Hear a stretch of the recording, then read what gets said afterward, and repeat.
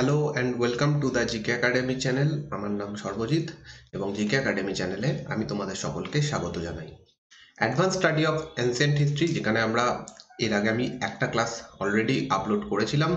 সেটা বেশ কয়েকদিন আগে করেছিলাম, কয়েক মাস আগে, কারণ তখন তারপর আর কন্টিনিউ করা হয়নি, কারণ প্রিলিমস পরীক্ষা সামনে এসে গেছিলো। সেই জন্য প্রিলিমসের ওপরে ক্লাস আমি তৈরি করছিলাম। কিন্তু যেহেতু এখন পরীক্ষা পিছিয়ে গেছে, তো অ্যাডভান্স স্টাডি আমরা আবার কন্টিনিউ করছি। আমাদের পলিটি আমি অলরেডি শুরু করেছি, তার সঙ্গে সঙ্গে হিস্ট্রির কিছু ক্লাস আমি দেব। এই ক্লাসগুলো সম্পর্কে আমি একটু ছোট করে বলে নিতে চাইছি, যেহেতু অনেকদিন পর ক্লাস শুরু হচ্ছে এবং অনেক নতুন বন্ধু আমাদের সঙ্গে যুক্ত হয়েছে। তো এই ক্লাসগুলোর মেন উদ্দেশ্য হচ্ছে WBCS পরীক্ষাকে টার্গেট করে বানানো। WBCS প্রি এবং মেন্স, ইভেন যারা WBCS মেন্সে অপশনাল হিস্ট্রি নিয়েছো তাদের জন্য এই ক্লাসগুলো হেল্পফুল। তোমরা যারা অন্যান্য পরীক্ষা দিচ্ছ তারাও এই ক্লাসগুলো দেখতে পারো, কারণ এখানে সমস্ত কিছুই কভার করা হবে, কিন্তু একটু ব্রড ওয়েতে, একটু এলাবোরেটলি আমরা এটা আলোচনা করব। তো যদি তোমরা মনে করো যে তোমরা কোনো সাবজেক্টকে একদম প্রপারলি জানবে, ব্যাপারটা বুঝে তারপর পরীক্ষা দিতে বসবে, যে কোনো পরীক্ষা তোমরা অবশ্যই দেখতে পারো। এছাড়াও অন্যান্য যে পরীক্ষা যেগুলো তোমরা যারা অনেকে আছো যারা কোনো স্পেশাল বই আলাদা করে না পড়ে তাও পুরো সাবজেক্টকে ভালো করে জানতে চাইছো, তাদের জন্য ক্লাস এই চ্যানেলে আমি প্রোভাইড করব। এখন থেকে ক্লাস এইরকম দুভাবে হবে। একটা ক্লাস একদিন থাকবে হচ্ছে অ্যাডভান্স স্টাডির ওপরে, যেখানে আমরা এইভাবে ডিটেলসে আলোচনা করব, আর একদিন থাকবে অন্যান্য ক্লাস, যেখানে আমি সাবজেক্টের পুরোটাই বোঝাবো প্রপারলি, কিন্তু অতটা ব্রড ওয়েতে, অতটা ভাস্টলি বোঝাবো না। সেখানে যতটা দরকার সেরকম ভাবে আমরা পড়বো। তো হিস্ট্রির ওপরেও সেরকম ক্লাস আমি খুব তাড়াতাড়ি আনছি, তোমরা বুঝে যাবে কিভাবে ক্লাস করাবো। এছাড়াও আমি আগে তো অনেক ক্লাস করিয়েছি, তোমরা অনেকেই দেখেছো সেই ক্লাস, জানো যে আমি কিভাবে পড়াই, তো সেইভাবেই আমরা সেগুলোও কন্টিনিউ করব। এইখানে যে ক্লাসগুলো হবে সেখানে স্ক্রিনে যে ল্যাঙ্গুয়েজ থাকবে সেটা হচ্ছে ইংলিশ, এবং আমি বোঝাবো পুরোপুরি বাংলাতে। তোমরা যারা বাংলাতে WBCS পরীক্ষা দেবে, অনেকেই আছো যাদের ইংলিশের পরীক্ষা তোমরা দিচ্ছ না, বাংলাতে দেবে, তারা একটু তোমাদের এক্সট্রা কাজ করতে হবে। সেটা হচ্ছে এখান থেকে তোমাদের বাংলাতে নিজেদের মতো নোটস বানিয়ে নিতে হবে। নোটসের থেকে আমি বলবো যে ব্যাপারটা ভালো করে বোঝো, বুঝে যে কোনো বই তোমরা পড়তে পারো, পড়লে তোমাদের কাছে ক্লিয়ার হয়ে যাবে ব্যাপারটা। এইটা আমার বলার ছিল, কিন্তু বোঝার জায়গাটা আমি 100% ক্লিয়ার তোমাদের করে দেবো, এটুকু আমি শিওর বলতে পারি। আর পুরো সিরিজ কমপ্লিট হওয়ার পরে তোমরা বলবে যে তোমরা কিছু শিখলে কিনা, তোমাদের হিস্ট্রির ওপরে প্রপার নলেজ গেন হলো কিনা। কারণ অ্যাকচুয়ালি হিস্ট্রি এমন একটা সাবজেক্ট, সকলের কাছেই, অনেকের কাছেই এই সাবজেক্টটা খুব কঠিন মনে হয়, কারণ প্রচুর জিনিস মুখস্থ করতে হয়। সেইখানেই আমার এই ক্লাসগুলো দেওয়া, যাতে তোমাদের ক্লাস পুরো মুখস্থ না করে, একদম চোখ বন্ধ করে মুখস্থ না করে কিছু বুঝে তোমরা পড়তে পারো, যাতে সাবজেক্টটা ইন্টারেস্টিং হয়। আমি তোমাদেরকে গল্পের মতো করে ব্যাপারটা বোঝাবো, যাতে তোমাদের সুবিধা হয়। তো চলো শুরু করবো আজকের ক্লাস। আজকের আমাদের টপিক সিন্ধু সভ্যতা, Indus valley civilization, chapter number 2। এখানে আর একটা জিনিস তোমরা দেখতে পাচ্ছ, একটা বইয়ের ছবি রয়েছে, সেটা হচ্ছে পুনাম দালাল দইয়ার অ্যানসিয়েন্ট অ্যান্ড মিডিভাল ইন্ডিয়া। এই বইটা জাস্ট ছবিটা দেওয়া, কারণ শুধুমাত্র এখান থেকে থাকবে না, অন্যান্য কিছু বই থেকেও এখানে রেফারেন্স রয়েছে, অনেক কিছুই রয়েছে, তোমরা সেটা বুঝতে পারবে, শুধুমাত্র এই বইটা থেকে নেই।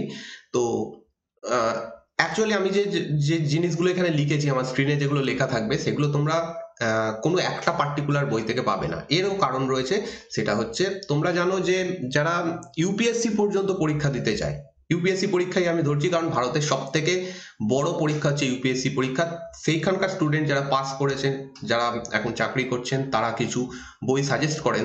সেই বইগুলোর মধ্যে বিভিন্ন বই থাকে, সেইগুলো সবকটা পড়া তোমাদের সকলের পক্ষে সম্ভব নয়, কারোর পক্ষেই সম্ভব নয়। যারা পরীক্ষা দিতে যাচ্ছ সবাই যে কোনো একটা বই পড়ে। তো আমার চেষ্টা থাকবে বিভিন্ন জায়গা থেকে বেস্ট জিনিসগুলো নিয়ে একটা জায়গায় আনা, যাতে তোমাদের সুবিধা হয়। এই পিডিএফটা তোমরা পেয়ে যাবে টেলিগ্রাম চ্যানেলে, তো তোমরা এখান থেকেও পড়তে পারো। যদি তোমরা মনে করো যে কোনো বই পড়বে না, বই যদি তোমাদের কাছে থাকে পড়তে পারো, নো প্রবলেম। কিন্তু যদি তোমরা মনে করো যে বই পড়বে না, এই নোটসগুলো তোমরা ইউজ করতে পারো। একদম 100% জিনিস তোমরা এখান থেকে পেয়ে যাবে, অথেন্টিক জিনিস। চলো, তোমরা যদি জানতে চাও যারা নতুন, যে কোথায় এই ক্লাসগুলো থাকবে, তোমরা প্লেলিস্টে মেন্স এক্সাম বলে একটা সেকশন রয়েছে, যেখানে দেখবে ভারতের প্রাচীন ভারতের ইতিহাস অ্যানসিয়েন্ট হিস্ট্রির উপর একটা প্লেলিস্ট রয়েছে, সেখানে ক্লাসগুলো আপলোড হবে। একটা ক্লাস অলরেডি আপলোড করা রয়েছে, সেটা হচ্ছে প্রস্তর যুগের উপরে। তোমরা যারা দেখোনি তারা অবশ্যই দেখে আসবে। আর আরেকটা কথা বলার আছে, সেটা হচ্ছে এই ক্লাসগুলো এরম নয় যে তুমি পরীক্ষা দেওয়ার আগে 1 মাস বা 1 সপ্তাহ বসে শুধু পড়ে নেবে, দিয়ে পরীক্ষায় মানে মুখস্থ করে নেবে, দেখে বসে যাবে, এইভাবে হবে না। তোমাদেরকে এটা রেগুলারলি প্র্যাকটিস করতে হবে, তোমাদেরকে বুঝতে হবে, দরকার হলে ছোট ছোট করে বুঝবে, দিয়ে তোমরা সেটা রেগুলার রিভাইজ করবে, তাহলে তোমাদের এর সুফল তোমরা পাবে। তো চলো শুরু করবো আজকের ক্লাস। সেটা হচ্ছে ইন্দাস ভ্যালি সিভিলাইজেশন বা সিন্ধু সভ্যতা। ফার্স্ট অফ অল, এই সিভিলাইজেশন বা সভ্যতা জিনিসটা কি সেটা তোমাদেরকে আগে জানতে হবে। কারণ আমরা আগের দিনের ক্লাসে অনেকগুলো জায়গার নাম পড়ে এসেছি, অনেকগুলো যুগ দেখে এসেছি, যেমন প্রস্তর যুগ বা রক এজ বলা হয় বা ইংরেজিতে প্রস্তর যুগ। তারপর আমরা দেখেছি তাম্র প্রস্তর যুগ। ওকে, তো এইগুলোকে আমরা যুগ নাম দিয়েছি, কোনোটাতেই আমরা সভ্যতা শব্দটা বা সিভিলাইজেশন শব্দটা ইউজ করিনি। তার কারণ সিভিলাইজেশন হতে গেলে, সভ্যতা হতে গেলে বিশেষ কিছু জিনিসের প্রয়োজন হয়, বিশেষ কিছু কন্ডিশন রয়েছে, সেটাকে আমরা সভ্যতা বলবো। যেমন প্রস্তর যুগ বা তাম্র প্রস্তর যুগে আমরা দেখেছি মানুষ ধীরে ধীরে উন্নতি করছে, তারা পাথরের হাতিয়ারগুলোকে আরো বেশি শার্প করছে, একসময় গিয়ে তারা তামার ব্যবহার শিখছে, তারা গ্রাম বানাচ্ছে, ঘর চাষবাস শুরু করছে, সমস্ত কিছু করছে, কিন্তু তা সত্ত্বেও তারা সভ্যতা নয়। কারণ সভ্যতার জন্য আমরা বিশেষ কিছু বৈশিষ্ট্য, যেটা আমরা এই পুরো চ্যাপ্টারের মাধ্যমে দেখব। তো চলো সেই পুরো জার্নি আমরা শুরু করি সিন্ধু সভ্যতা সম্পর্কে। সিন্ধু সভ্যতা এটা আমাদের ভারতের সিন্ধু নদীর তীরে গড়ে উঠেছিল, তার কারণ সেই সময় সিন্ধু নদী বা এই অঞ্চলগুলো ভারতের মধ্যে ছিল। কিন্তু এই সমসাময়িক সময়ে পৃথিবীতে আরো 4টে সভ্যতা, টোটাল সিন্ধু সভ্যতাকে বাদ দিলে আরো 3টে সভ্যতা গড়ে উঠেছিল, যেগুলো প্রায় প্রত্যেকটাই সমসাময়িক। এই 4টে সভ্যতার নাম তোমরা সকলেই জানো, সেইগুলো সম্পর্কে আমরা একটুখানি নলেজ নিয়ে নেব, তারপরে আমরা প্রপারলি এই সিন্ধু সভ্যতার দিকে এগিয়ে যাব।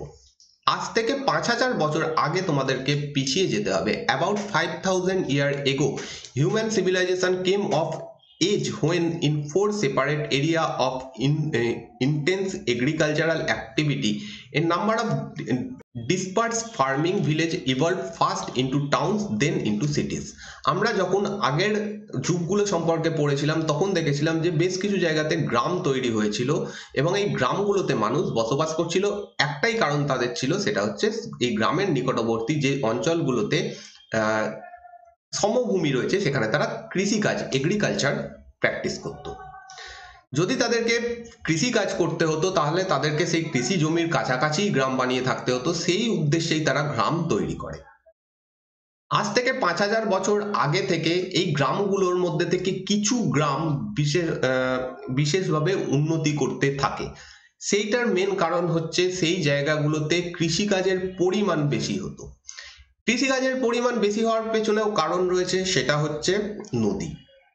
আমরা যে 4টে সভ্যতার কথা বলছি, সেই 4টে সভ্যতার দেখব যে একটা কমন বৈশিষ্ট্য এদের মধ্যে রয়েছে, সেটা হচ্ছে প্রত্যেকটাই কোনো না কোনো নদীর তীরবর্তী অঞ্চলে গড়ে উঠেছে। তো এই গ্রামগুলো যেগুলো এই নদীর তীরবর্তী অঞ্চলে ছিল, সেই জায়গাতে কৃষিকাজের পরিমাণ যেহেতু বেশি হতে শুরু করে, এবং তার ফলে সেই গ্রামগুলো বেশি উন্নতি করে, এবং একসময় তারা তৈরি করে টাউন। টাউন মানে হচ্ছে একটা বড় মানে একটা ছোট শহর। সেই টাউনগুলো আরো বেশি উন্নতি করে, ফাইনালি একটা সময় এসে যাচ্ছে তারা শহর তৈরি করছে। আমরা যখন এই সভ্যতাগুলো দেখব, তাদের মধ্যে একটা কমন বৈশিষ্ট্য, যেমন প্রত্যেকটাই কোনো না কোনো নদীর তীরে গড়ে উঠেছে, তেমনি ভাবে আবার দেখবো যে প্রত্যেকটাতেই শহর গড়ে উঠেছে। এগুলো প্রত্যেকটাই শহর কেন্দ্রিক সভ্যতা।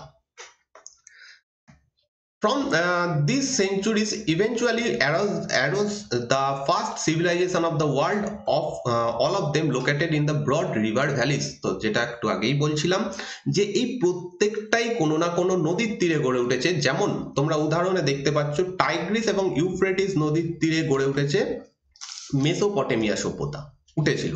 দ্য টাইগ্রিস অ্যান্ড ইউফ্রেটিস নদীর তীরে মেসোপটেমিয়া সভ্যতা, নীল নদীর তীরে ইজিপ্ট সভ্যতা, ইন্দাস নদীর তীরে অর্থাৎ সিন্ধু নদীর তীরে আমাদের ভারতে সিন্ধু সভ্যতা এবং হুয়াংহো নদীর তীরে চাইনিজ সভ্যতা। হুয়াংহো নদীকে আরো একটা নাম দেওয়া হয়, সেটা হচ্ছে ইয়োলো রিভার।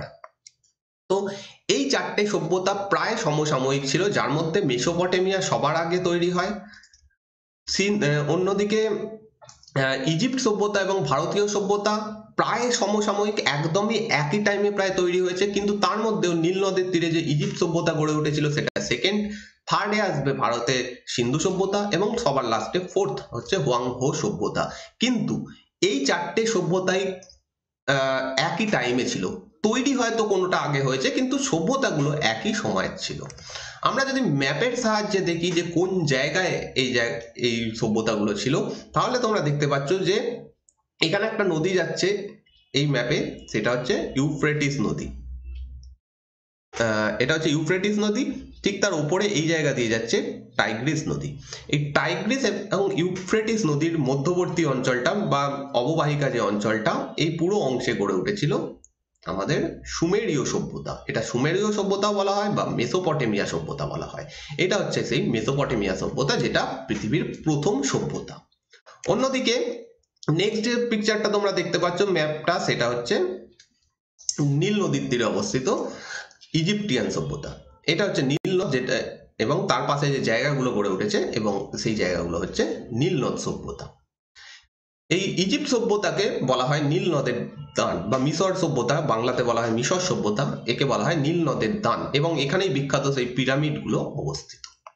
অন্যদিকে এখানে যে ম্যাপটা তোমরা দেখতে পাচ্ছ সেটা হচ্ছে yellow river, the yellow river map, অর্থাৎ ইয়োলো রিভারের আরেকটা নাম হচ্ছে হুয়াংহো। তো এই হুয়াংহো নদীর তীরে গড়ে উঠেছিল চীন সভ্যতা, বা এটাকে হুয়াংহো সভ্যতাও বলা হয়। তো এই তিনটে সভ্যতা এবং সিন্ধু সভ্যতার ম্যাপ আমি পরে অ্যাড করেছি, তখন আরো ডিটেলসে আলোচনা করব। তাই এই তিনটে সভ্যতা সম্পর্কে মোটামুটি একটা ধারণা আমাদের থাকা দরকার, যে কোথায় কোন নদীর তীরে এটা গড়ে উঠেছিল। এবং এইখানে কমন যে বৈশিষ্ট্যগুলো, প্রথম বৈশিষ্ট্য প্রত্যেকটাই কোনো না কোনো নদীর তীরে গড়ে উঠেছে। সেকেন্ড বৈশিষ্ট্য, এগুলো প্রত্যেকটাই শহর কেন্দ্রিক সভ্যতা। এছাড়াও কিছু বৈশিষ্ট্য তোমরা দেখতে পাবে, যেমন 3 নম্বর, এরা প্রত্যেকেই শুধুমাত্র কৃষি কাজের উপর নির্ভরশীল নয়, এরা প্রত্যেকেই ব্যবসা বাণিজ্য করছে, নিজেদের মধ্যে ব্যবসা বাণিজ্য করছে বা অন্যান্য ভাবে এরা ব্যবসা বাণিজ্য করছে। তোমরা যদি যখন আমি যদি পরে ওয়ার্ল্ড হিস্ট্রি পড়াই, তখন এইগুলো সম্পর্কে আরো ডিটেলসে আলোচনা করব, তখন এগুলো বুঝতে পারবে। এবং এইটুকু তোমরা হয়তো সকলেই জানো যে এরা ব্যবসা বাণিজ্যে খুব উন্নত ছিল, একটা উন্নত শ্রেণী গড়ে উঠেছিল, যারা শিল্প, স্থাপত্য বা অন্যান্য জিনিসের ব্যবহার তারা করতে শুরু করেছিল। তো এইভাবে শুরু হয় পৃথিবীর প্রথম চারটে সভ্যতা। এইগুলো প্রায় সকলেই সমসাময়িক। নেক্সট আমরা যাব around 3500 the first সিটিজ developed in Mesopotamia. যেটা বললাম যে প্রথম যে সভ্যতা গড়ে ওঠে, প্রথম যে শহর গড়ে ওঠে পৃথিবীতে, সেটা মেসোপটেমিয়াতে গড়ে ওঠে। এবং তারপরে তৈরি হয় ইজিপ্ট সভ্যতা, তারপরে তৈরি হয় ভারতে সিন্ধু সভ্যতা, এবং তারপরে একদম শেষে তৈরি হয় চাইনিজ সভ্যতা। এটাই এখানে বলা রয়েছে। নেক্সট হচ্ছে এদের বৈশিষ্ট্য। প্রত্যেকটারই কমন বৈশিষ্ট্য, এরা নদীর তীরে গড়ে উঠেছিল, কোনো না কোনো নদীর তীরে। এবং সেকেন্ড বৈশিষ্ট্য যেটা বলেছিলাম, যে এরা প্রত্যেকটাই শহর কেন্দ্রিক সভ্যতা ছিল, বড় বড় শহর এখানে গড়ে উঠেছিল। এবং এই টাইমটাকে ঐতিহাসিকরা একটা টার্ম দিচ্ছেন, যেটা হচ্ছে আরবান রেভলিউশন। বাংলা করলে হবে নগর বিপ্লব। নগর বিপ্লব, কারণ এই সময় প্রত্যেকটা জায়গাতেই এত নগর তৈরি হয়, তো সেই সময়টাকে পার্টিকুলারলি এই টাইমটাকে বলা হচ্ছে নগর বিপ্লব। Thus the urban revolution of the 4th millennium BC marks the beginning of a new phase of human existence. তো আমাদের সামনে এই সভ্যতাগুলো একটা নতুন চিত্র তুলে ধরছে, যে মানুষ এই সময় কতটা বেশি উন্নত হয়েছিল। এবং আমরা যখন পুরো সিন্ধু সভ্যতা সম্পর্কে পড়ে নেব, তখন বুঝতে পারবো যে হ্যাঁ, মানুষ এই সময় সত্যিই অনেকটা বেশি উন্নত হয়ে গেছিল অন্যান্য জায়গার তুলনায়। সেই সময়ের অন্যান্য মানুষদের তুলনায় এরা অনেকটা বেশি উন্নত ছিল। Next, discovery of Indus valley civilization, অর্থাৎ সিন্ধু সভ্যতার ডিসকভারি, কিভাবে এটাকে খুঁজে পাওয়া গেল। মোটামুটি যখন ভারতে হরপ্পা জায়গাটা আবিষ্কার হয়, তার আগে মানুষ, ঐতিহাসিকদের মধ্যে কোনো আইডিয়া ছিল না যে ভারতেও কোনো একটা সভ্যতা ছিল। অলরেডি তারা মেসোপটেমিয়া সভ্যতা আবিষ্কার করে ফেলেছে, ইজিপ্ট সভ্যতা তাদের সামনে রয়েছে, কিন্তু ভারত থেকে এরকম কোনো বড় সভ্যতার খোঁজ তাদের সামনে ছিল না। তো সেই কারণে সেই সময় মনে করা হতো যে ভারতে এরকম কোনো সভ্যতা ছিল না। তো 1853 সালে in 1853 Alexander Cunningham, the British engineer who became a great excavator and explorer, noticed a Harappan seal. 1853 সালে আলেকজান্ডার ক্যানিংহ্যাম, ইনি একজন বিখ্যাত ব্যক্তি, এনার নাম তোমরা শুনেছো মডার্ন হিস্ট্রিতে। তো ইনি একটা সিল খুঁজে পান। সিল জিনিসটা কি সেটা সম্পর্কে একটু পরে আমরা আলোচনা করব, যে সিল ব্যাপারটা কি এবং সিল ইউজ করা হতো। এরকম একটা সিল খুঁজে পান এবং এই সিলটা দেখে তিনি সেই সময় খুব একটা বেশি উৎসাহিত হননি।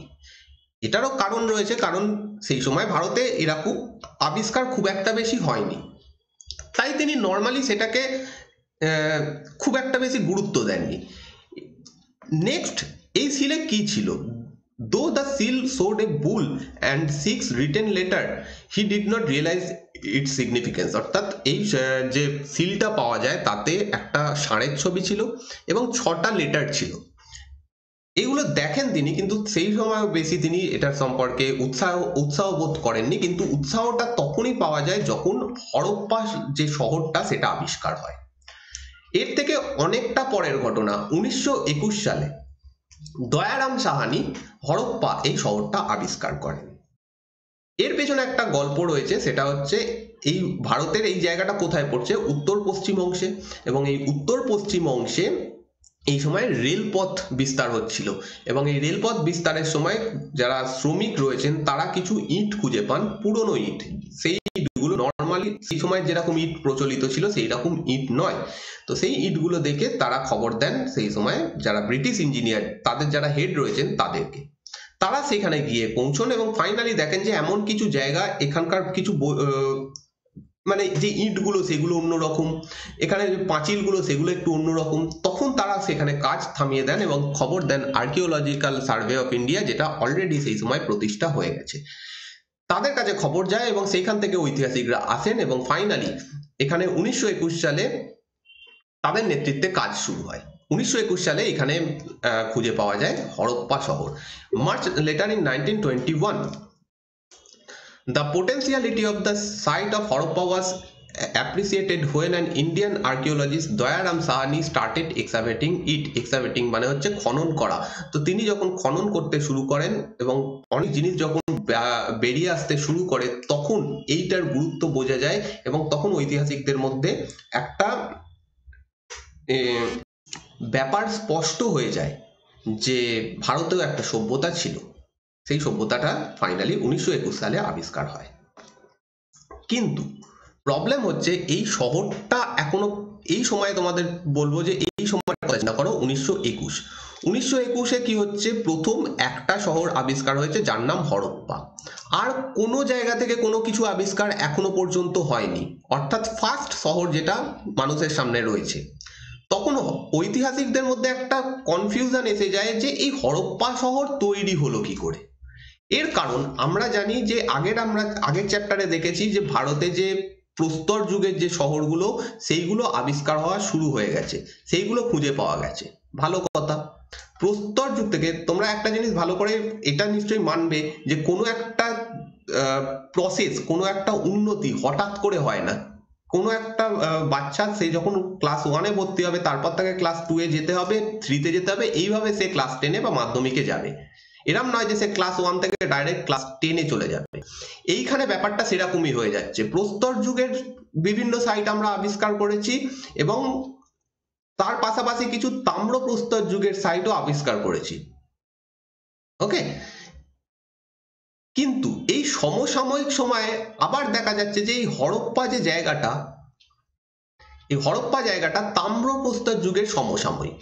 তো ঐতিহাসিকদের মধ্যে এটাই কনফিউশন, এর মাঝখানে কি হলো? তাম্রপ্রস্তর বা প্রস্তর যুগের মানুষ হঠাৎ করে কি করে এতটা উন্নতি করে ফেললো যে তারা একটা হরপ্পার মতো শহর বানিয়ে ফেলেছে? এই কনফিউশনটা ঐতিহাসিকদের মধ্যে থেকে যায় যে মাঝখানে কি।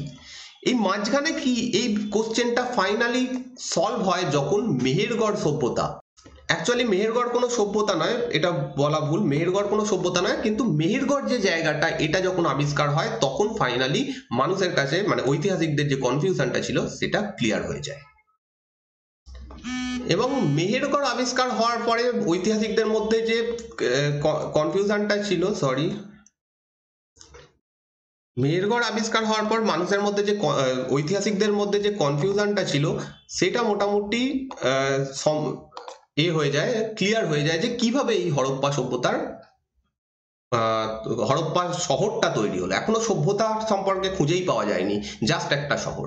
However the puzzle could largely be solved after the extensive excavation work conducted at Mehrgarh in Balochistan. এই মেহেরগড় জায়গাটা কোথায় অবস্থিত? আজকের বেলুচিস্তানে এটা অবস্থিত। Between 1973 and 1980 by two French archaeologists Jean-François Jarich and Richard Meadow, Richard H. Meadow, এরা দুজন, Jean-François Jarich এবং রিচার্ড মিডো, এরা দুজন 1973 থেকে 1980 মধ্যে বেলুচিস্তানে, আজকে যেটা পাকিস্তানে পড়ে যাচ্ছে, সেই জায়গাতে একটা শহর আবিষ্কার করেন। শহর বলা ভুল, এটা হচ্ছে একটা নগর। গ্রামের থেকে একটু বেশি উন্নত কিন্তু শহরের থেকে একটু কম উন্নত, এমন একটা জায়গা খুঁজে পান যেটা হচ্ছে মেহেরগড়। এবং এই মেহেরগড় আবিষ্কার হওয়ার সঙ্গে সঙ্গে যে লিঙ্কটা দরকার ছিল ঐতিহাসিকদের, সেইটা খুঁজে পাওয়া যায় যে তাম্রপ্রস্তর যুগ এবং প্রস্তর যুগের পরে এই মেহেরগড়ের মানুষই অ্যাকচুয়ালি কিছুটা বেশি উন্নত হয়ে যায় এবং এই মেহেরগড়েরই আরো উন্নত রূপ হচ্ছে এই হরপ্পা শহরটা। Mehergarh, according to these researchers, gives us an archaeological record with a sequence of occupation. Mehrgarh এই জায়গাটা এমন একটা জায়গা, এখান থেকে অনেক কিছু আবিষ্কার হয়। এখান থেকে প্রপার একটা বাড়ি ঘর এইগুলো আবিষ্কার হয়। একটা নগর কিভাবে হতে পারে সেরকম দেখা যায় যে কিভাবে এই টাইমে নগর তৈরি হচ্ছে এবং এই নগর কিভাবে পরবর্তীকালে একটা বড় শহরে পরিণত হলো সেইটা মানুষের কাছে ক্লিয়ার হয়ে যায়, ঐতিহাসিকদের কাছে ক্লিয়ার হয়ে যায়। এবং থার্ড ব্যাপার যেটা, সেটা হচ্ছে অকুপেশন। একটু আগে আমি তোমাদের বললাম যে কোনো একটা সভ্যতা গড়ে তোলার জন্য সেখানে শুধুমাত্র কৃষি কাজের উপর নির্ভর করে থাকলে হবে না, সেখানে বিভিন্ন জিনিস থাকতে হবে। ফাইনালি সমস্ত কিছু একত্রিতভাবে একটা সভ্যতা তৈরি হতে পারে এবং মেহেরগড় সেটার প্রমাণ করে দেয় যে হ্যাঁ, আস্তে আস্তে এখানকার মানুষ বাকি সমস্ত কাজও করতে শুরু করেছে। তো সেইটাই, মেহেরগড়ই হচ্ছে প্রস্তর যুগের সঙ্গে সিন্ধু সভ্যতার একটা লিঙ্ক। তো মেহেরগড়ে অ্যাকচুয়ালি যে আমরা এই অকুপেশন মানে হচ্ছে জীবিকার খোঁজ পাচ্ছি, যে মানুষ এখানে প্রচুর জীবিকা পালন করছে। সেই জীবিকাগুলো কি কি ছিল, মেহেরগড় থেকে আমরা অ্যাকচুয়ালি কি জানতে পারি? The sequence clearly shows a process of continuing elaboration that affected cereal cultivation মানে হচ্ছে চাষবাস, অ্যানিম্যাল হাজবেন্ডারি অর্থাৎ পশুপালন, ক্রাফটস অর্থাৎ বিভিন্ন জিনিস তৈরি করা, আর্কিটেকচার অর্থাৎ ঘর বাড়ি নির্মাণ করা, এই সমস্ত জিনিসগুলো আমরা মেহেরগড় থেকে দেখতে পাচ্ছি। কিন্তু মেহেরগড়ের যে জিনিসগুলো ছিল, মেহেরগড় থেকে যেগুলো আবিষ্কার করা হয় সেটা হরপ্পার মতো অতটা উন্নত ছিল না, তার থেকে কিছুটা ডাউনগ্রেড ছিল। আবার আমরা যে প্রস্তর যুগ এবং তাম্রপ্রস্তর যুগ পেয়েছি তাতে কিছুটা বেশি উন্নত ছিল, মাঝখানের একটা জায়গা।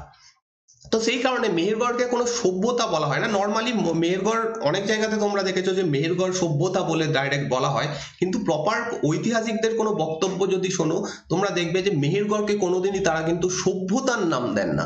মেহেরগড় একটা জাস্ট শহর, একটা জায়গা যেটা একটু বেশি উন্নত করেছে কোথা থেকে, প্রাচীন যে জায়গাগুলো ছিল, যে প্রস্তর যুগের যে জায়গাগুলো ছিল তাদের থেকে। And one can easily witness the stage being gradually set for the development of the complex cultural patterns that became manifest in the great cities of the Indus civilization। অর্থাৎ যে সিন্ধু সভ্যতার যে কমপ্লেক্স যে ব্যাপারটা, এখানকার proper town system, town planning, রাস্তাঘাট, যে জিনিসটা কিভাবে হলো সেটা আমাদেরকে দেখিয়ে দিচ্ছে কে, মেহেরগড়। তো আমরা মেহেরগড়ের এখানে একটা ছবি তোমরা দেখতে পাচ্ছ, এটা হচ্ছে মেহেরগড় যে জায়গাটা, সেখান থেকে পাওয়া গেছে এরকম। বাড়িগুলো দেখলে দেখতে পাবে এখানে পোড়া ইটের ব্যবহার করা হয়নি, কিন্তু যেমন হরপ্পা সভ্যতাতে পোড়া ইট একটা খুব বড় ভূমিকা পালন করছে। ইভেন পৃথিবীর একমাত্র সভ্যতা এটা, মানে পৃথিবীর প্রথম সভ্যতা যারা পোড়া ইটের ব্যবহার করছে সেটা হচ্ছে হরপ্পা সভ্যতা। কিন্তু এখানকার যে বাড়িগুলো দেখতে পাচ্ছ সেগুলো প্রত্যেকটাই কাঁচা ইটের তৈরি। যেটা বলছি যে লিঙ্কটা কিভাবে আমরা পাচ্ছি হরপ্পার সঙ্গে এই জায়গাটার, হরপ্পাতেও আমরা দেখবো গ্রিড প্যাটার্নে বাড়ি তৈরি হচ্ছে। গ্রিড প্যাটার্ন হচ্ছে এরকম ব্লক টাইপের চৌকো চৌকো বাড়ি, যেটা এখানে দেখতে পাচ্ছি। প্রপার রাস্তাঘাট এখানে দেখতে পাচ্ছি।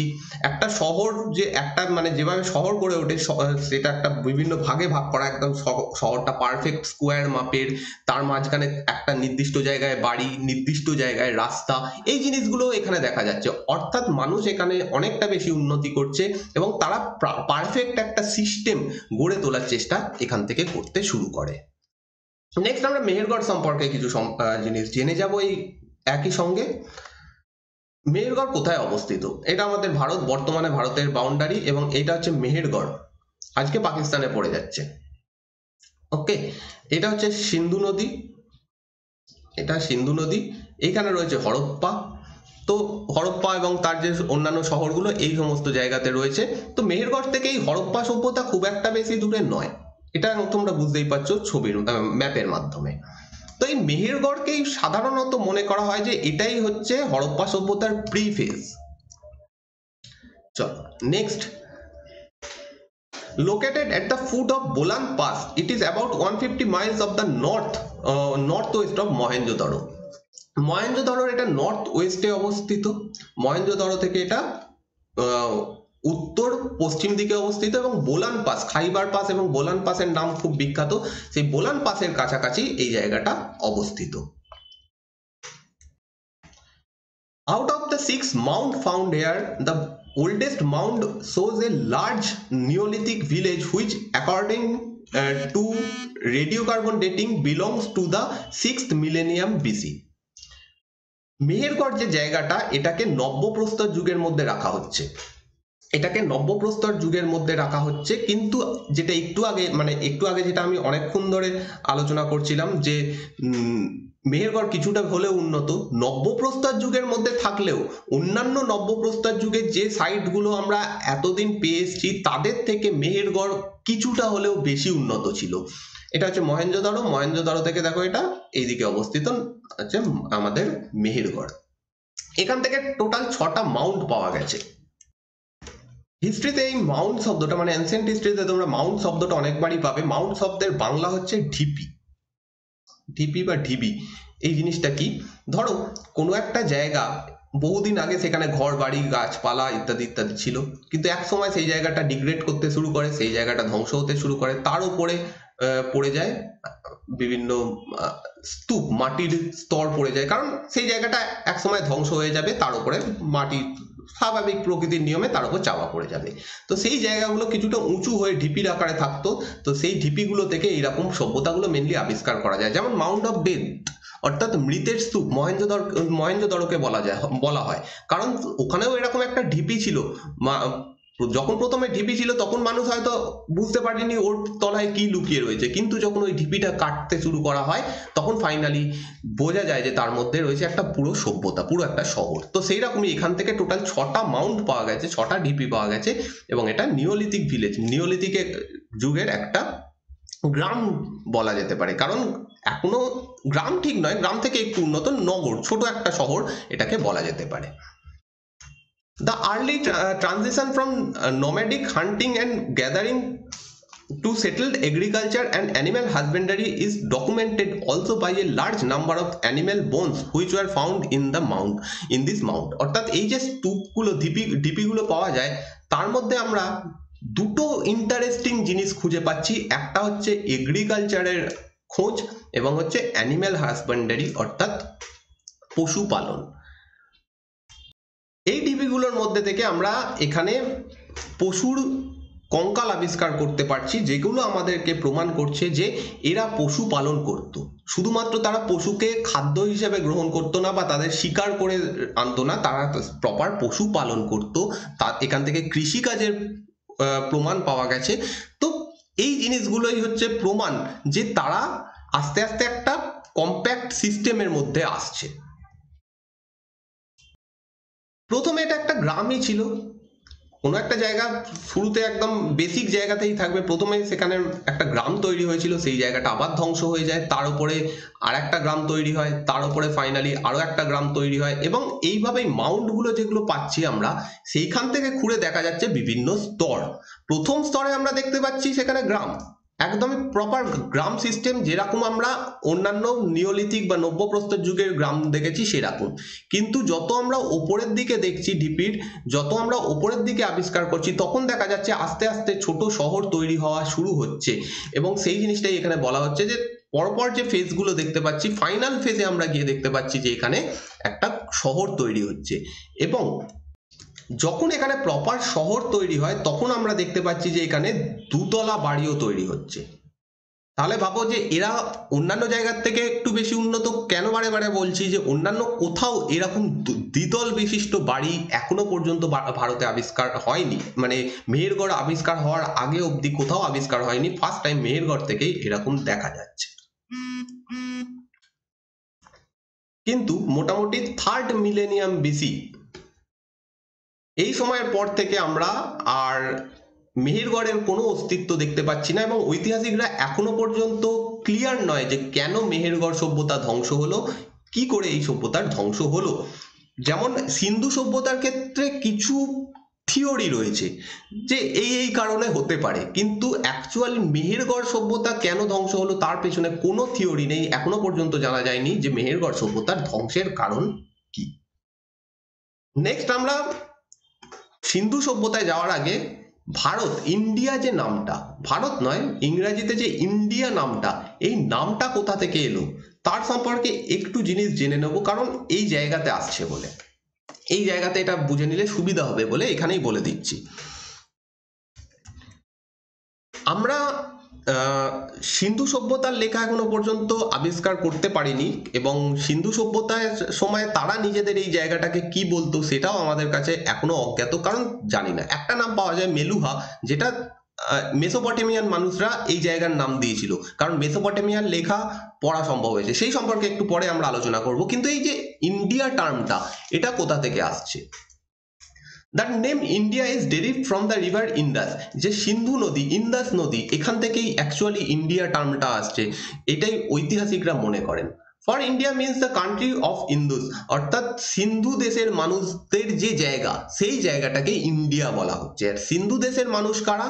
সিন্ধু দেশের মানুষ, এই ব্যাপারটা শুরুই হয়ে যাচ্ছে এই সিন্ধু সভ্যতার সময় থেকে। সিন্ধু সভ্যতার সময় থেকে এই জায়গায় মানুষ বসবাস করছে, তারা উন্নত হচ্ছে, তো তাদেরকেই সম্ভবত বলা হয়েছিল ইন্ডিয়া, মানে এই জায়গাটাকেই সম্ভবত বলা হচ্ছে ইন্ডিয়া, এখান থেকেই টার্মটা আসছে। আরো এখানে আরেকটু যদি ডিটেলসে যাই, তাহলে আমাদের পিছিয়ে যেতে হবে একটু, সেটা হচ্ছে আর্য যুগে। এরপরের যে চ্যাপ্টার সেটা হচ্ছে আর্য যুগ। সেখানে আর্যরা এই ইন্দাস যে নদী, সেটার নাম দিয়েছে সিন্ধু, এই সিন্ধু টার্মটা পাওয়া যাচ্ছে।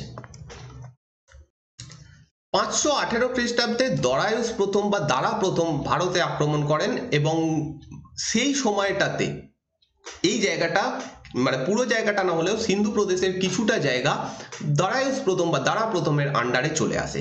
In 518 BC, Darius first, the Persian empire, conquered the country around the Indus and converted into a Persian satrapy. satrapy মানে হচ্ছে প্রভিন্স, প্রান্ত। তো দারা প্রথম 518 খ্রিস্টাব্দে, সরি খ্রিস্টপূর্বাব্দে, এই সিন্ধু প্রদেশের বেশ বড় একটা জায়গা তিনি কি করেছিলেন, তার প্রভিন্স বা প্রান্তে পরিণত করেছিলেন। এবং যেহেতু এই পার্সিয়ানরা এস বা স এই শব্দটা উচ্চারণ করতে পারতো না, সেইখান থেকে এস এর বদলে তারা বলেন এইচ, যেমন সপ্ত সিন্ধুকে তারা বলতো হপ্ত হিন্দু, ঠিক আছে, হপ্ত হিন্দু, ঠিক আছে, সেইখান থেকে এই হিন্দু টার্মটা আসছে। অ্যাকচুয়ালি হিন্দু কোনো জাতির নাম নয়, হিন্দু অ্যাকচুয়ালি মানে হিন্দু কোনো জাতি বা এরকম ধর্ম, অ্যাকচুয়ালি এই সমস্ত কিছুই নয়। হিন্দু অ্যাকচুয়ালি হচ্ছে একটা টার্ম যেটা সিন্ধু থেকে আসছে। তাই এই হিন্দু ধর্মের অ্যাকচুয়াল শুরু কোথা থেকে হয়েছে সেই সম্পর্কে এখনো কোনো তথ্য পাওয়া যায় না, যে হিন্দু এই টার্মটা অ্যাকচুয়ালি কোত্থেকে এসছে। তো যাই হোক, আমরা যেখানে ছিলাম যে এস উচ্চারণ তারা করতে পারতো না, তারা সেই জায়গাটাকে বলতো হিন্দু। এই হিন্দু জিনিসটাই পরবর্তীকালে হয়ে যায় ইন্দুস, এবং ইন্দুস থেকে ইন্ডিয়ান বা ইন্ডিয়া এইভাবে আসে, যে পরবর্তীকালে গ্রিক রোমানরা এই ইন্ডাস বা ইন্দুস এই জিনিসটাকেই তারা বলেন ইন্ডিয়া। তো এইভাবে ধীরে ধীরে ইন্ডিয়া টার্মটা আসছে। তারও পরবর্তীকালে যখন আরবিয়ান বণিকরা ভারতে আসেন, আরবিয়ানরা ভারত দখল করেন, এই সমস্ত সময়টাতে তারা আবার ইন্দাস টার্মটা না নিয়ে তারা আবার সেই পুরনো হিন্দুস্থান টার্মটা মানে হিন্দু টার্মটা নিচ্ছে এবং সেইখান থেকে তারা এই দেশের নাম দিচ্ছে হিন্দুস্তান। ওকে, এবং এই আরবিয়ান যারা তারাই এখানকার মানুষের ধর্মকে নাম দেন হিন্দুইজম বা হিন্দু ধর্ম। অ্যাকচুয়ালি তাহলে হিন্দু ধর্মের যে উৎপত্তি এবং এটা অ্যাকচুয়ালি আগে কি নাম ছিল সেটা সম্পর্কে কেউ বলতে পারে না, এখনো পর্যন্ত তার কোনো প্রমাণ আমরা পাইনি। তো এই হচ্ছে একটা ওভারঅল ভারতের নামটা কি করে এলো সেইটার একটা ব্যাপার। এই জিনিস সম্পর্কে আমরা আবার পরে আলোচনা করব যখন আর্যদের সম্পর্কে পড়বো তখন, কিন্তু এখানে যেহেতু সিন্ধু নদী ইন্দাস সম্পর্কে আলোচনা হচ্ছে সেই জন্য এইটুকু জিনিস এখানে আমরা একটু দেখে নিলাম। নেক্সট, এখানে একটা টেবিলের মাধ্যমে দেখানো হয়েছে যে হরপ্পা সভ্যতাকে তিনটে ভাগে ভাগ করা হয়। The Harappan civilization can be classified in three phases. প্রথম ফেজ হচ্ছে আর্লি ফেজ বা pre Harappan phase, second phase হচ্ছে mature Harappan phase, third phase হচ্ছে late Harappan phase. Early phase বা প্রি হরপ্পান ফেজের বাংলা তোমরা যদি বলো সেটা হচ্ছে প্রাথমিক পর্যায়, প্রাথমিক পর্যায় বা বলতে পারো প্রাথমিক হরপ্পা সভ্যতা। সেকেন্ড হচ্ছে ম্যাচিওর হরপ্পান ফেজ, বাংলায় বলতে পারো পরিণত পর্যায় বা পরিণত হরপ্পা সভ্যতা। এবং লেট হরপ্পান ফেজ এর বাংলা হবে অন্তিম পর্যায় বা অন্তিম হরপ্পা সভ্যতা। অ্যাকচুয়ালি আমরা যে হরপ্পা সভ্যতা সম্পর্কে পড়ে যাই নর্মালি সেটা হচ্ছে এই যুগটার মধ্যে আসছে ম্যাচিওর হরপ্পান ফেজ বা পরিণত পর্যায়ের মধ্যে, কিন্তু আমাদের এইগুলো সম্পর্কেও একটু আইডিয়া থাকা দরকার। কারণ একটু আগেই বললাম কেউ একজন কোনো একটা স্টুডেন্ট 1 থেকে ডাইরেক্ট 10-এ লাফ মারতে পারে না, মাঝখানে কিছু থাকবে। আমরা আগের যে জিনিসটা সেটা পেয়ে গেলাম যে এখানে ছিল কি মেহেরগড় সভ্যতা, কিন্তু মেহেরগড় সভ্যতার মানুষ কি বা মেহেরগড় সভ্যতা থেকে কি মানুষ ডাইরেক্ট এতটা উন্নত হয়ে এখানে চলে আসতে পারে যে তারা একটা শহর তৈরি করবে, এত বড় একটা শহর, প্রপার ড্রেনেজ সিস্টেম, প্রপার রাস্তাঘাট, প্রপার ওয়েট সিস্টেম, লেখার ব্যবস্থা, মূর্তি, এত কিছু করতে পারে না। তাদেরকে এখান থেকেও আস্তে আস্তে উন্নতি করতে করতে যেতে হবে। তো সেই উন্নতির প্রথম পর্যায় হচ্ছে আর্লি বা প্রি হরপ্পান ফেজ, তারপর আসছে ম্যাচিওর হরপ্পান ফেজ। ঠিক আছে, ম্যাচিওর হরপ্পান ফেজেই আমরা দেখবো যে হরপ্পা মহেঞ্জোদড়ো যে শহরগুলো সেইগুলো তৈরি হচ্ছে। আবার কোনো একটা সভ্যতা যেমন উন্নতি করবে এক সময় সেটা আস্তে আস্তে ধ্বংসের পথেও যাবে, এটাই নিয়ম, কালের নিয়ম। যে আমরাও আজকে এখানে রয়েছি, আমরা আজকে এতটা উন্নতি, যদি আমরা বলি যে আমরা এখন খুব বেশি উন্নত হয়ে গেছি, এত কিছু ব্যবহার করছি, আমাদেরও এক সময় ডিক্লাইন হবে। তো সেই ডিক্লাইনটা হওয়ার পর যে পর্যায়টা সেখানে গিয়ে দেখবো যে সমস্ত কিছু আবার কম হয়ে যাচ্ছে, আমরা দেখতে পাবো না হয়তো, কিন্তু হরপ্পার ক্ষেত্রে আমরা দেখতে পাচ্ছি। নর্মালি এতক্ষণ ধরে আমরা দেখছি যে উন্নতির পর উন্নতি হচ্ছে, প্রাচীন প্রস্তর যুগ থেকে মধ্য থেকে হচ্ছে নব্য প্রস্তর যুগ, তাম্র প্রস্তর যুগ, তারপরে হচ্ছে হরপ্পার মেহেরগড়ের পর হচ্ছে আর্লি বা প্রি হরপ্পান ফেজ, তারপর ম্যাচিওর হরপ্পান ফেজ, এত অবধি আমরা দেখছি উন্নতি হচ্ছে। এরপরে আমরা দেখব অবনতি, যে সময়টা হচ্ছে লেট হরপ্পান ফেজ। এই সময় মানুষ অবনতি করছে, এই সময় আর সেই পোড়া ইটের ব্যবহার, সুন্দর যে শহর এইগুলো গড়ে উঠতে দেখব না। তো এই পুরো জিনিসটাই আমরা আলোচনা করব, তখনই তোমরা বুঝে যাবে ব্যাপারটা কি। ফার্স্ট হচ্ছে আর্লি হরপ্পান ফেজ। কোথায় কোথায় এই আর্লি হরপ্পান আর্কিওলজিক্যাল সাইট বা আর্লি হরপ্পান যে শহরগুলো সেগুলো পাওয়া গেছে। Some of the early Harappan archaeological sites are Padri হচ্ছে গুজরাটে অবস্থিত, কালিবাঙ্গান রাজস্থানে অবস্থিত, ধোলাভিরা কচ্ছ প্রদেশে অবস্থিত, তারপর হচ্ছে হরপ্পা ওয়েস্ট পাঞ্জাবে অবস্থিত, পাঞ্জাবের পশ্চিম দিকে, পাঞ্জাব বলতে এটা হচ্ছে পাকিস্তান পাঞ্জাব, সেখানে অবস্থিত, বালাকোট, আমরি আর হচ্ছে ভিরানা এগুলো হরিয়ানাতে অবস্থিত, কোট দিজি এবং গুমলা।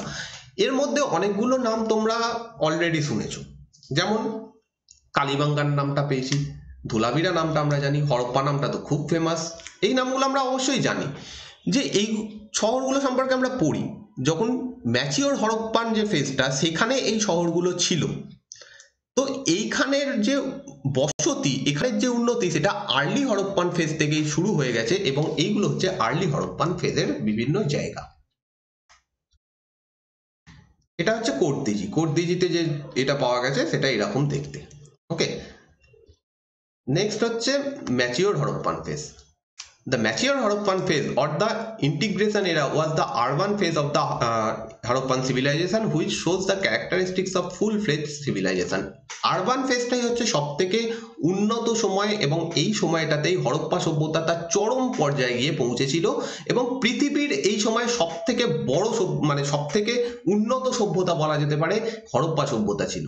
আমরা যখন এই হরপ্পা সভ্যতা সম্পর্কে বেশিরভাগ অংশটা পড়বো সেটা এই আরবান ফেজ সম্পর্কেই পড়বো, যে ম্যাচিওর ফেজটা ছিল, সরি আরবান ফেজ বলছি, ম্যাচিওর ফেজটা সম্পর্কে পড়বো। ক্লিয়ার? এবার এই যে যুগগুলো আমরা ভাগ করলাম, হরপ্পাকেই তিনটে ভাগে ভাগ করে দিলাম, সেখানে নিচে কিছু ডেট তোমরা দেখতে পাচ্ছ, মানে কিছু টাইম লাইন দেখতে পাচ্ছ। এই টাইমটাতে এই সময়ে এই জায়গাগুলো ছিল। যেমন দেখা যাচ্ছে আর্লি ফেজ বা প্রাথমিক যে পর্যায়টা সেটা 3200 থেকে 2600 এই সময়টার মধ্যে ছিল। ম্যাচিওর হরপ্পান যে ফেজ যেটা 2600 থেকে 1900 খ্রিস্টপূর্বাব্দের মধ্যে ছিল এবং লেট হরপ্পান ফেজ যেটা 1900 থেকে 1300-র মধ্যে ছিল। এই যুগগুলো কেন ভাগ করা হয়েছে এবং ঐতিহাসিকরা কেন এইগুলোর তিনটে আলাদা আলাদা পর্যায় দিয়েছেন সেই জিনিসটা প্রপারলি তারা ডিসকাস করেননি। কিন্তু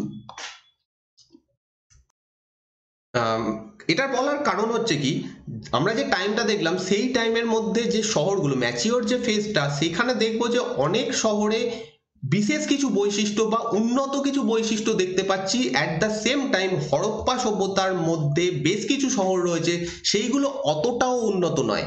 আমরা যদি হরপ্পা, মহেঞ্জোদারো বা লোথাল এই রকমের শহরগুলোকে দেখি তারা অনেকটা বেশি উন্নত। অন্যদিকে কালিবাঙ্গান যদি দেখি, কালিবাঙ্গান তাদের থেকে অনেকটাই পিছিয়ে রয়েছে এই সময়তে, সেম টাইমে। তা সত্ত্বেও এরকম একটা ভাগ করা হয়েছে, সেটা সম্পর্কে প্রপার ডেফিনেশন ঐতিহাসিকরাও দেননি, কিন্তু মেনলি এখান থেকে যে জিনিসগুলো পাওয়া যাচ্ছে সেইগুলো বুঝিয়ে দিচ্ছে যে হ্যাঁ এরা মোটামুটি কিছুটা উন্নত অন্যান্য সময়ের থেকে। কিছুটা উন্নত নয়, অনেকটাই বেশি উন্নত। যেমন এখানে তোমরা দেখতে পাচ্ছ অনেক জিনিসের নাম দেওয়া হয়েছে, যেমন পার্টিকুলার কাইন্ড অফ পটারি, অর্থাৎ এখানকার মানুষ একটা প্রপার পটারি, প্রপার একটা মৃৎপাত্র ব্যবহার করতো যেটা অন্যান্য সময় দেখা যায়নি, সেই রকম একটা ব্যাপার। A limited range of metal tools, মেটালের ব্যবহার যেমন ব্রোঞ্জের ব্যবহার এই সময় ব্যাপকভাবে হতে থাকে, সেই রকম ব্যবহার অন্যান্য সময় দেখা যায়নি। ব্রিক্স অফ পার্টিকুলার সাইজ, এখানকার যে ইটগুলো ব্যবহার করা হয়েছে প্রত্যেকটা শহরে প্রায় সমান, প্রায় সমান একই টাইপের রেশিও ব্যবহার করা হয়েছে ইটগুলোর ক্ষেত্রে। কার্ট অ্যান্ড হুইল মডেলস, অর্থাৎ গাড়ি এবং চাকা এই সমস্ত জিনিস, টেরাকোটার জিনিস, তারপরে ওয়েট করার জিনিস, এই সমস্ত জিনিসগুলো আমরা একটু পরেই অবশ্যই দেখবো, সেইগুলো প্রায় সমস্ত জায়গাতে দেখা গেছে এই ম্যাচিওর হরপ্পান ফেজে। ক্লিয়ার? যেমন এখানে কিছু উদাহরণ দেওয়া হয়েছে, আমরা বললাম যে আমি এইখানে যেটা বলা হয়েছে সেটা বললাম কি যে পার্টিকুলার টাইপের পটারি তারা ইউজ করতো। এখানকার যে পটারি মৃৎপাত্র সেটা দেখা যাচ্ছে red and black pottery. Clear? Red and black pottery মানে হচ্ছে কালো এবং লাল মৃৎপাত্র। আমরা এর পরের যে যুগ দেখবো অর্থাৎ যেটা হচ্ছে আর্য যুগ, আর্য যুগে গিয়ে দেখবো আবার পটারি চেঞ্জ হয়ে যাচ্ছে, সেই সময় কালার অন্যরকম হয়ে যাচ্ছে। তো এই পটারি বা মৃৎপাত্র জিনিসটা কোনো একটা জায়গাকার ইতিহাস জানার একটা বড় সড়ো উপায়, এবং এই পার্টিকুলার এই টাইপের পটারি অর্থাৎ রেড অ্যান্ড ব্ল্যাক পটারি এটা শুধুমাত্র এই হরপ্পা সভ্যতার ম্যাচিওর ফেজের বৈশিষ্ট্য। টেরাকোটা ফিগার্স, প্রচুর এরকম টেরাকোটার মূর্তি আমরা দেখতে পাবো। Standardised brick size in 1:2:4 ratio. অধিকাংশ শহরে যে ইটগুলো পাওয়া গেছে সেগুলোর একটাই রেশিও ছিল, সেটা হচ্ছে 1:2:4। এইগুলো হচ্ছে কমন বৈশিষ্ট্য এবং এই বৈশিষ্ট্যগুলো অন্যান্য যুগের থেকে হরপ্পার যে ম্যাচিওর ফেজ তাকে কিছুটা আলাদা করছে। এবার আমরা লেট হরপ্পান যে ফেজটা সেটা সম্পর্কে একটু জানবো। লেট হরপ্পান ফেজ, এখানে যে ম্যাচিওর ফেজটা শেষ হওয়ার পরে অ্যাকচুয়ালি আর একটা জিনিস এখানে তোমাদের বলা হয়নি যে এই ফেজগুলোর মানেটা কি। ধরো কোনো একটা জায়গা, ধরো এটা একটা কোনো জায়গা, সেখানে একটা শহর গড়ে উঠেছে। ওকে, শহর গড়ে উঠেছে, এখানে কৃষিকাজ হচ্ছে, এখানে সেই রয়েছে দুর্গ দিয়ে ঘেরা জায়গা রয়েছে, এরকম একটা গড়ে উঠেছে। এরপরে এই জায়গাটা কোনো না কোনো টাইমে ধ্বংস হবে, ধ্বংস হওয়ার পরে এই জায়গাটা চলে যাবে মাটির তলাতে, এবং তার উপরে নতুন শহর গড়ে উঠবে, নতুন জায়গা গড়ে উঠবে, নতুন বাড়ি গড়ে উঠবে। এইভাবে এই যুগগুলো হয়েছে। প্রথম যে ফেজটা আমরা দেখলাম আর্লি ফেজ, সেরকম ভাবে একটা কিছু এখানে গড়ে উঠেছিল, গ্রাম শহর ইত্যাদি এখানে গড়ে উঠেছিল। সেইটা ধ্বংস হওয়ার পর যে ম্যাচিওর ফেজটা সেইটা গড়ে ওঠে, সেইটা ভেঙে ধ্বংস হয়ে যাওয়ার পর তারপরে যে নতুন ফেজটা অর্থাৎ লেট ফেজটা সেটা শুরু হয়। এবং এই লেট ফেজটা যে পরবর্তী একদম অন্তিম যে পর্যায়টা, সেটা 5টা জিওগ্রাফিক্যাল জোনে বিভক্ত। The late Harappan phase comprises 5 geographical zone, each having distinct phases. অর্থাৎ এইবার লেট হরপ্পান যে ফেজ, সেটা একদিকে যেমন দেখবো যে ম্যাচিওর ফেজের থেকে কিছুটা অবনতি করেছে, কিন্তু আর একটা জিনিস, এরা ছড়িয়ে পড়েছে অনেকটা বড় জায়গাতে। সেই কারণে ঐতিহাসিকরা সুবিধার জন্য 5টা জিওগ্রাফিক্যাল ফেজে লেট হরপ্পান ফেজ বা অন্তিম যে ফেজটাকে ভাগ করেছেন। সেগুলো কি কি? প্রথম হচ্ছে West Punjab phase, the West Punjab phase, অর্থাৎ পাঞ্জাবের পশ্চিম দিকে যে জায়গাগুলো, সেই জায়গাটার নাম দেওয়া হচ্ছে ওয়েস্ট পাঞ্জাব ফেজ। নেক্সট হচ্ছে ইস্ট পাঞ্জাব ফেজ, পাঞ্জাবের পূর্ব দিকে যে জায়গাগুলো, যে শহরগুলো গড়ে উঠেছে তাকে ইস্ট পাঞ্জাবের মধ্যে রাখা হচ্ছে। নেক্সট হচ্ছে Jhukar phase. Third the Rangpur phase, fourth Rangpur phase, এবং হচ্ছে ফিফথ হচ্ছে গঙ্গা যমুনা দোয়াব ফেজ। গঙ্গা যমুনা দোয়াবেও এই শহরটা এই সময় ছড়িয়ে পড়েছিল, কিন্তু সিন্ধু সভ্যতার সময় দেখা যাচ্ছে যে গঙ্গা যমুনা যে অঞ্চলটা, সেই জায়গায় কিন্তু কোনো সভ্যতা নেই, এখানে অনেকটা পরে তৈরি হয়েছে। সেটা কোন সময় এসে তৈরি হচ্ছে? লেট হরপ্পান ফেজ বা অন্তিম পর্যায়ে এসে। ওকে, নেক্সট যেটা আছে সেটা হচ্ছে ডিফারেন্ট থিওরিজ অ্যাবাউট অরিজিন। হরপ্পার মানুষের উৎপত্তি, অরিজিন কিভাবে হলো সিন্ধু সভ্যতার মানুষের, এই জিনিসটা নেক্সট দিনের ক্লাসে আমরা পড়বো। আজকে একটু ছোটই রাখছি ব্যাপারটা, কারণ এখান থেকে বললে এটা একটা বড় টপিক হয়ে যাবে, তো একটু ছোট রাখলাম। নেক্সট দিনের ক্লাস থেকে বাকিটা একটু বড় করে কভার করার চেষ্টা করব। তো তোমরা অবশ্যই আমাকে জানাবে তোমাদের কেমন লাগছে এইভাবে ক্লাস করতে, এবং তোমরা পিডিএফটা পেয়ে যাবে এই চ্যানেলের, এই জিকে একাডেমির টেলিগ্রাম চ্যানেলে। টেলিগ্রাম চ্যানেলের নামটা তোমরা এখানে দেখতে পাচ্ছ, দ্য জিকে একাডেমি নাম রয়েছে, তোমরা টেলিগ্রামে সার্চ করে পেয়ে যাবে। এছাড়া এই চ্যানেলের অ্যাবাউট সেকশনে যাবে, একদম লাস্টে রয়েছে অ্যাবাউট, সেখানে লিঙ্ক রয়েছে, আর এই ক্লাসের নিচে তোমরা লিঙ্কগুলো পেয়ে যাবে, সেখানেও ফলো করতে পারো। এছাড়া গ্রুপ রয়েছে, গ্রুপে তোমরা ফলো করতে পারো, যে যাতে তোমরা আমাকে মেসেজ করতে পারো, কোনো ডাউট থাকলে কোশ্চেন করতে পারো ইত্যাদি কারণে। ফেসবুক এবং ইনস্টাগ্রামেও আমি রয়েছি, এইগুলো পেজ তোমরা যেখানে সুবিধা ফলো করতে পারো। অনেকের কাছে ক্লাসের নোটিফিকেশান ঠিকঠাক টাইমে যায় না, আমার কাছে মেসেজ আসে যে আমি নোটিফিকেশান পাইনি, বা অনেকে বলো যে কখন ক্লাস আপলোড হচ্ছে বুঝতে পারছি না। তো অ্যাকচুয়াল কারণ হচ্ছে তোমরা অনেকে বেল আইকনটা টেপোনি, তো প্লিজ বেল আইকনটা টিপে দাও, তাহলে তোমরা ইউটিউবের থেকে নোটিফিকেশান পেয়ে যাবে। এছাড়া যদি তোমাদের নোটিফিকেশান পেতে হয় ক্লাস কখন আমি আপলোড করছি, দুটো জায়গাতে আমি দিয়ে থাকি, একটা হচ্ছে এই টেলিগ্রাম চ্যানেলে এখানে, আর সেকেন্ড হচ্ছে ফেসবুক পেজে। তোমরা যদি কারো যদি টেলিগ্রাম না থাকে, ফেসবুকেও ফলো করে রাখতে পারো, তাহলেও তোমরা লিঙ্কগুলো পেয়ে যাবে। তো প্লিজ ফলো করে নাও। এটা আমার সেকেন্ড চ্যানেল, আমি একটা সেকেন্ড চ্যানেল খুলেছি। অ্যাকচুয়ালি এটার কারণ হচ্ছে আমার হিস্ট্রি আমার নর্মালি খুব ভালো লাগে, তো বিভিন্ন জায়গা সম্পর্কে কিছু কথা, অজানা কথা, এরকম টাইপের জিনিসগুলো বলার জন্য। অনেকের ভালো লাগে এরকম ভিডিও, তোমাদের মধ্যে অনেকেরই। তো যদি তোমাদের ভালো লাগে এরকম ভিডিও দেখতে, তাহলে একটু ফলো করে নিও, চ্যানেলটা সাবস্ক্রাইব করে নিও, সাবস্ক্রাইব করো, বেল আইকন টিপে দিও। অলরেডি 2টো ভিডিও দিয়েছি আমি, তোমরা দেখতে পারো, নতুন কিছু জানতে পারবে। অবশ্যই ফলো করো, আর যদি ইন্টারেস্টেড না হও প্লিজ একটু সাবস্ক্রাইব অন্তত করে দিও, আমার একটু সুবিধা হয়। তো প্লিজ এটা করো। Thank you for watching this class. দেখা হচ্ছে তোমাদের সঙ্গে নেক্সট ক্লাসে, এবং নেক্সট ক্লাসে আমরা এই জিনিসটা আবার কন্টিনিউ করব। তোমরা যদি নতুন হও প্লিজ সাবস্ক্রাইব করে বেল আইকনটা টিপে দাও, আর যদি তোমরা এই ক্লাসটা তোমাদের ভালো লাগে অবশ্যই লাইক, কমেন্ট এবং শেয়ার করে বন্ধুদেরকে এই চ্যানেলের কথা অন্তত একটু জানিও। Thank you for watching this class. দেখা হচ্ছে তোমাদের সঙ্গে নেক্সট ক্লাসে।